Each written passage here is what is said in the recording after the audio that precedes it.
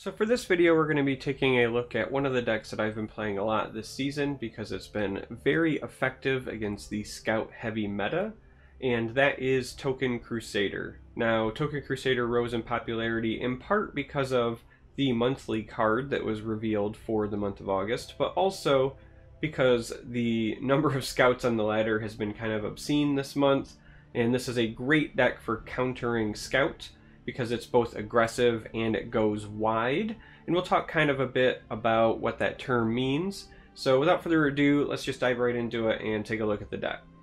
So Token Crusader is a deck that tries to utilize a large number of small bodies to overwhelm your opponent.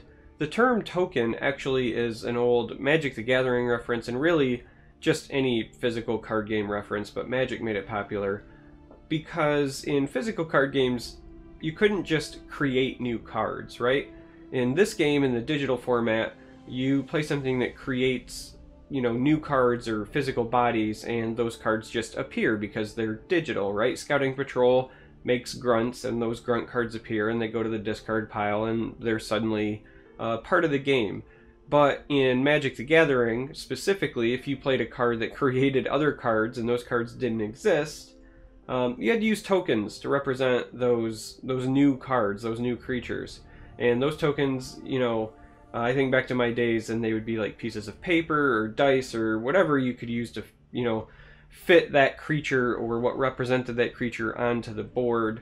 Now they actually have, printed materials to represent those creatures, but a long time ago you were usually just writing something on a scrap of paper. So anyway, the term token is an old holdover because you used some sort of token to represent the body. So Token Crusader uses a lot of cards that does just that. They are cards that create little guys to flood the board. Now in the intro I had mentioned that this deck is great because it goes wide. Really that's just a reference to the fact that you're expanding your board in terms of bodies, right? So if you think about the board, going wide would be doing this, right? Playing more and more guys. Going vertical might be buffing one guy over and over, or it might be playing one large creature, and then when it dies, playing another large creature. So this deck goes wide, and that's typically pretty difficult for a deck like Scout to deal with, because with the exception of their leveled up Drain Vitality, they don't have a lot of area of effect removal, and so if you can go wide, you can usually combat Scout pretty well. So between Ulfric's Housecarl, which was the monthly reward card last month, and the Scout heavy meta, token decks, both Crusader and Mage, have grown in popularity, and as a result I have been playing it, testing it, and I've had a lot of success. In fact, I'm carrying well over a 70% win rate with the list that I am now sharing, right? I'm putting it up on the screen now. This one is a mono willpower list, if you will, meaning that I'm not running any cards that don't also count as a willpower card. So Ulfric's Housecarl is a class card specific to Crusader. Rift Thane does the same thing as well. So we're going to take a look at some of the cards that I have included and kind of talk about why, because I'm sure you've seen other lists that do other things. I don't necessarily think mine is the best, but this has just been what's working for me. So first off, token generators, right? You got to have them in a deck like this. So Marked Man creates the defenses, and that goes in your hand. Scouting Patrol creates bodies. You've got things like Imperial Reinforcements will fill a lane with bodies. Those cards are, obviously important because they are putting a lot of bodies on the board, and you have other cards that have great synergy when you have multiple bodies, right? So we are running things like Divine Fervor and Resolute Ally to buff creatures, right? And if you have more of them, you get more benefit out of those. Resolute Ally on a full lane, for example, is like getting a 6/6 worth of stats for just 3 magicka, so it becomes very efficient. Similarly, Divine Fervor, if you have 4 creatures on the board, it's no longer as much of a tempo loss as it would have been, because yeah, you're spending 5 magicka, but if you've got 4 bodies, you really got 4 4s worth of stats the turn you play it, and then you get the perpetual effect. So that's kind of what you're looking to do. Scouting Patrol and Marked Man are very important in particular for the early game because the heavy hitter of this deck is without a doubt Pit Lion, and both of those cards can set up the infamous turn 2 or turn 3 Pit Lion. So if you're going second with the ring and you can lead off with something like Scouting Patrol and then go into Pit Lion, it's a huge advantage. Similarly, Marked Man, I actually like Marked Man better because you can play a Marked Man and then you can actually save the defenses in your hand, and if they don't respond to the Marked Man, then you can play the defenses in the other lane and then the Pit Lion. But if they do respond, then you're not out your O2 defender and you can use that tactically later. So I really like that one as a setup creature for Pit Lion. Other things that have great synergy with the number of bodies on the board is obviously Imprison. You want to be playing this when you're killing a creature. If you can just outright hard remove a creature for 1 magicka, that's massive. Typically you're doing that and playing other bodies. A couple of the ones that I include that are different from some other Crusader lists I have seen are Dawnstar Healer and Grizzly Gourmet. Now, I know a lot of people have been running Crusader's Assault in these slots. That's not necessarily wrong. I just felt like I was fine on the card draw that I did have available. I am running 3 Priest of the 8. I'm running 3 East March Crusaders. Those both typically cycle to draw another body. I'm only running 2 Ulfric's Housecarl. I was running 3 for a while, but it felt clunky because usually you're only getting the benefit from 1, and then at that point you're either closing out the game or you're just far behind. So I went down to 2 to include a Dawnbreaker for extra reach, and for one of the same reasons that I'm including Grizzly Gourmet. So Grizzly Gourmet I include because I'm seeing a lot of Daggerfall Mage. Obviously, that card never goes away. But with the number of scouts on the ladder, I've been seeing a fair amount of Dark Guardian. And Grizzly Gourmet is a fantastic way to develop your board presence and eat that wall. Now, ultra late game, heaven forbid you ever get to this point with tokens because you want to be pressuring them long before this is a thing, but it does theoretically still also combo with Cloud Rest Illusionist from hand. That's 7 magicka at that point. Hopefully that's closing out a game for you, but it is there. But Dawnbreaker gives you a little bit of reach and also kills those pesky Dark Guardians. So I did drop 1 Housecarl from 3 to 2 to include Dawnbreaker. Probably not mandatory for the deck, so if you're trying to build something like this on a budget, I wouldn't feel bad if you don't have a Dawnbreaker. Don't go out of your way to craft it, but I am running 1. So the rest is pretty standard stuff, right? Black Dragon's a giant body. Hive Defender is fantastic. I was running the Legate for a bit, but I just found that for a unique legend, she wasn't doing enough for me very often. The times that she was a better play than my other 4 drops was very, very few and very weird niche scenarios. So ultimately I ended up just cutting her. And I've been pretty happy with that so far. There's not been very many games where I was like, man, I really wish I had Legate. So, yeah. I'm running the Dawnstar Healer mostly for the mirror matches. That's why I'm only running 2. I don't think it's imperative that you have them, but there are, for the number of scouts running around, a fair number of other token decks running around as well, and every now and then a clutch Dawnstar can just win the mirror for you. So it's been a great include for me anyway. And, yeah. This is the list that I've been using when I play Token Crusader. As I said, it's been very effective.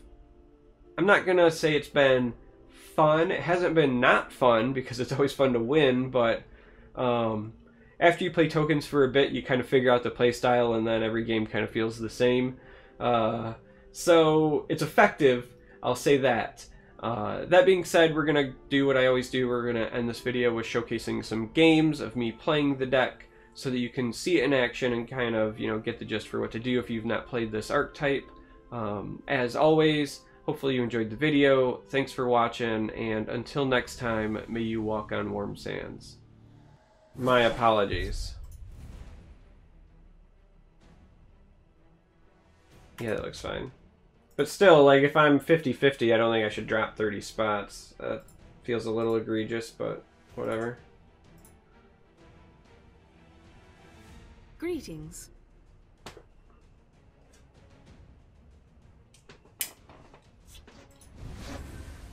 No one drop rip. Probably should have shipped him back, but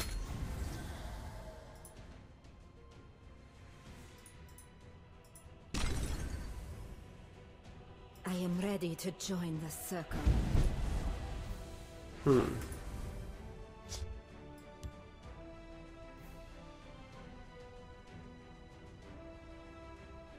I'm actually gonna go here.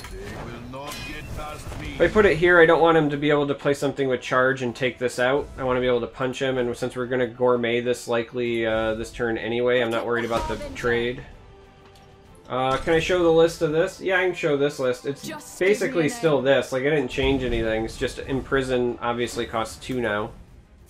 But otherwise, the list is untouched. I will prepare something special for them.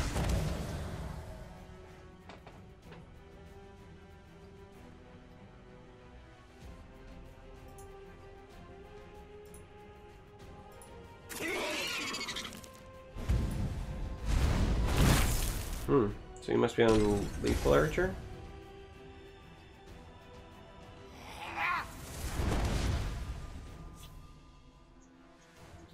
It's a really good play for him. It's nothing personal. It's a really good play for him.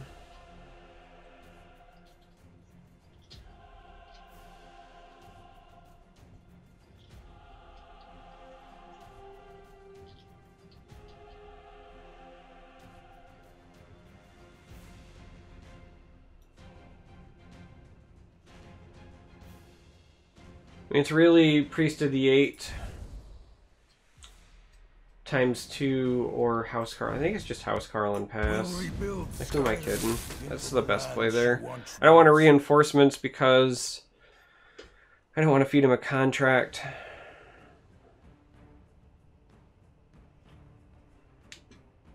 I mean, I'm in the same boat, SR. I'm in the same boat. I'd much prefer to play Control. But it's not just that Scout exists, but that it's also very, very popular. And that inherently creates a problem. That was an interesting decision. He's got to have something else up his sleeve here. They make it too easy. It's nothing personal.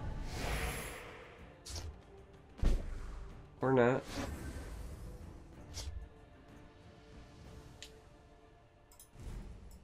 Let's see what this draws.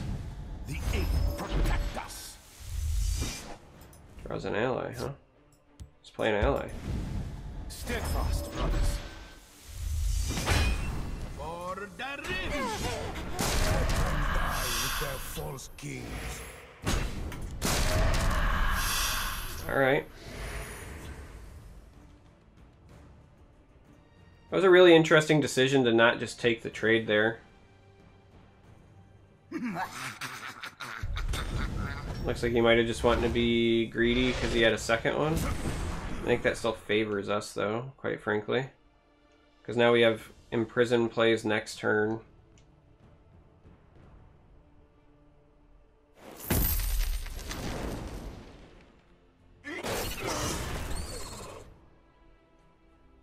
The forest will not suffer your presence.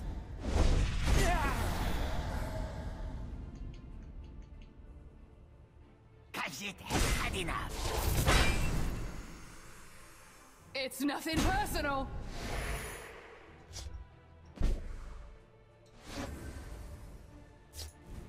You can't defeat us.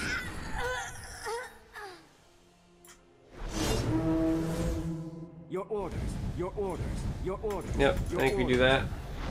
Thanks, game. Game of Grinder.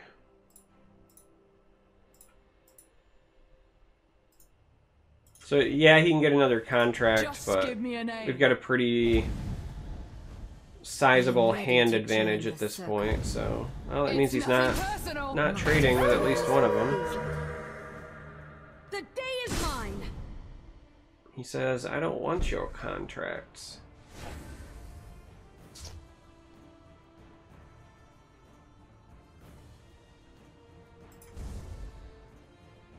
Acknowledged.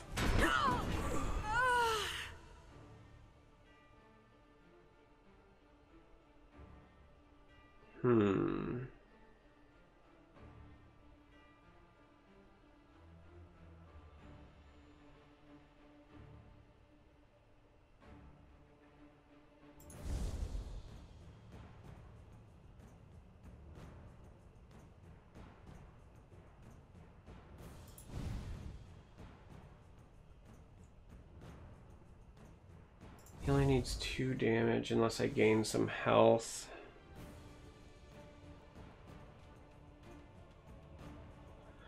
Alright, so I think the play is probably trade. So I gotta pull damage off the board. Bruma. There's always Reinforcement. Your orders, your orders, your orders, your That means I'm not dead to Cliff Racer. And I set up potential lethal for myself. Next turn we'll be able to play Fervor and Resolute Ally. So barring prophecies, that would be enough to push lethal. So that would be 8, 10, 12, 14. Yeah, that would be enough. If I fall, the hiss will repay me.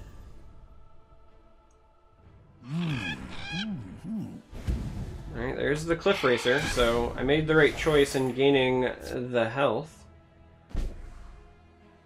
But now we just do the old push for lethal thing. into the breach.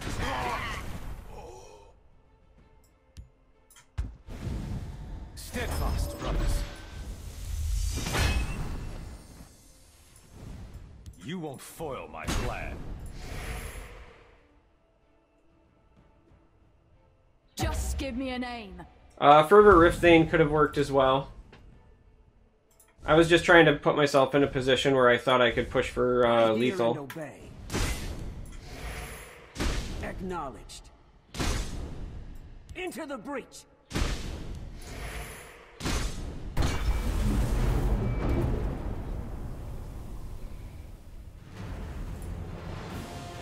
Fervor felt better after I'd flooded the board. Whereas if I'd played Fervor Riftthane, then I wouldn't have had the bodies to do that. So we're going first.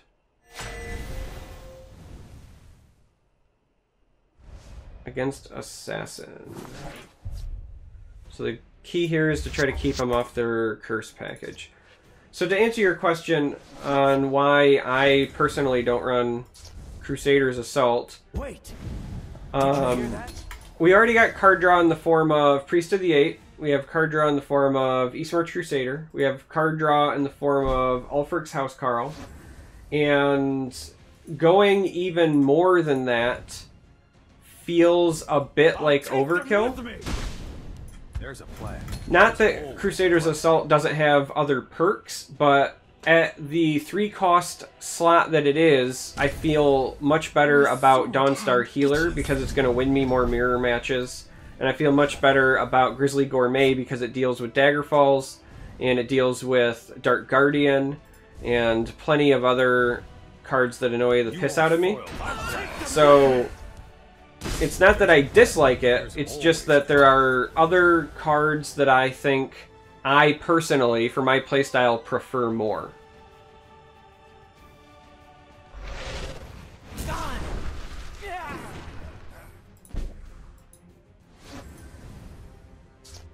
Alright, that was a decent top deck.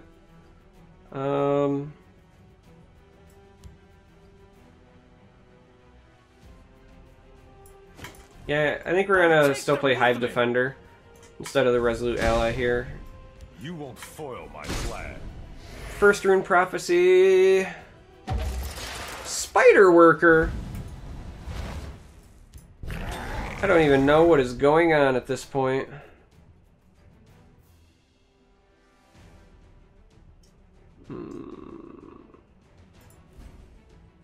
Okay. I mean, yeah, you can use it to trade up, but if you're not at least getting, like, that kind of value out of it. Like, it doesn't net you card advantage, it just becomes a combat tool. So again, mostly it's like a personal preference thing.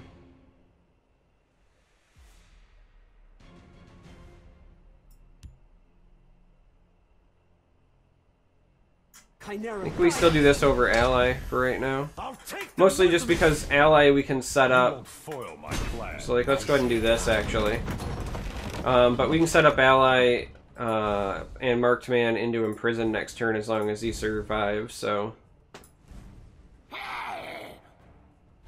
and we'll definitely want to imprison a skulk. Skulks are a bad time. If you let somebody get a goblin skulk, you're gonna have a bad time. Okay. I'll take them with me.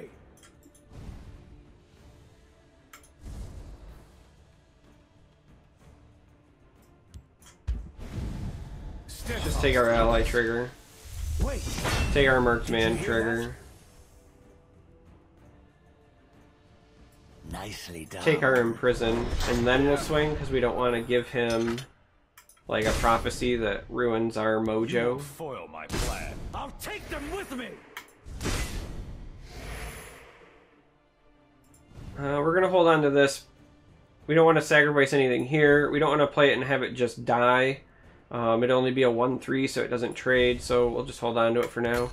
Barring him gaining health, we probably win this just by playing Divine Fervor and swinging again next turn.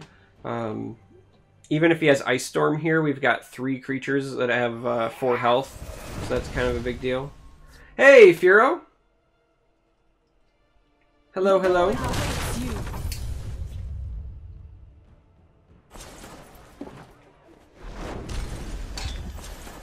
Double market.